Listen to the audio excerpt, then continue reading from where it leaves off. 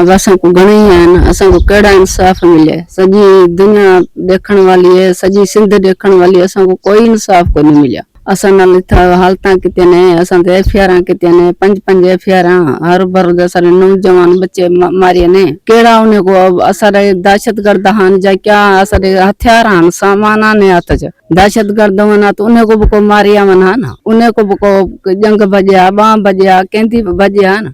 असां त दहशतगर्द करार दे, असां ते एफआईआर करवा, सारे माण्हू मार चिचला, असां को नौजवान लावारस करवा, दफना। मैं मां मुंह भी कोनी ॾिठा बच्चे था। असांखे 5 ॾींहं लाश मिली। असां कहिड़े ॾोही ऐं गुनाही आहे। सिंध माण्हू को इहे अखंदा पियूं त असांखे इन पोरियत ग़रीब ऐं मिसकिन जा इंसाफ़ गिना ॾियो। असांजे जेके बेगुनाह मारिया आहिनि न, जेके असां ते तकलीफ़ां ॾिठियूं आहिनि, मारिया आहिनि, जेल च गतियूं आहिनि, मुलाक़ातां बंदि कतियूं आहिनि, बेघर किते आहिनि, दुकान ड्राही आहिनि, घर ड्राही आहिनि, उहो कहिड़ा ॾोहा जंच ड्राही आहिनि। असांखे उन जा इंसाफ़ गिनवा ॾियनि। असां तमामु घणी मुश्किलातूं ॾिठियूं आहिनि।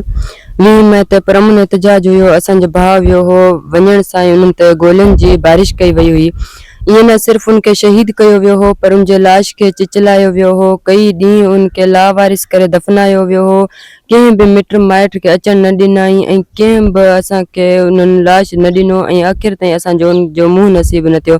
उनखां बाद में असां वटि कंहिं बि तरह जी सहूलियत मौजूद न हुई ऐं न असांजा ॿाहिरि वञी था सघनि। असां मक़तूलनि ते एफआईआरूं कयूं वियूं, असांखे क़ैद खाने में विधो वियो, जेलनि में माण्हुनि खे विधो वियो, असांजा माण्हू ज़ख़्मी कया विया, असांजे माण्हुनि वञी बुखुनि खां ख़ुदकुशियूं कयूं। असां तमामु घणियूं मुश्किलातूं पेश आयूं। इहे सभु ड्रामा कया था वञनि कातिलनि जे तरफ़ां माण्हुनि खे एहसास ॾियारण जे लाइ। त असां हाणे रहमदिल थी विया आहियूं ऐं असां हाणे लिगरनि खे माफ़ कयो आहे। लिगरनि खे माफ़ कयो आहे, कॾहिं कातिल बि मक़तूलनि खे माफ़ थो करे। इहा नई ॻाल्हि आहे, इहो कुझु बि न आहे, इहे सभु ड्रामा कातिलनि जे तरफ़ां आहिनि असांजे लाइ।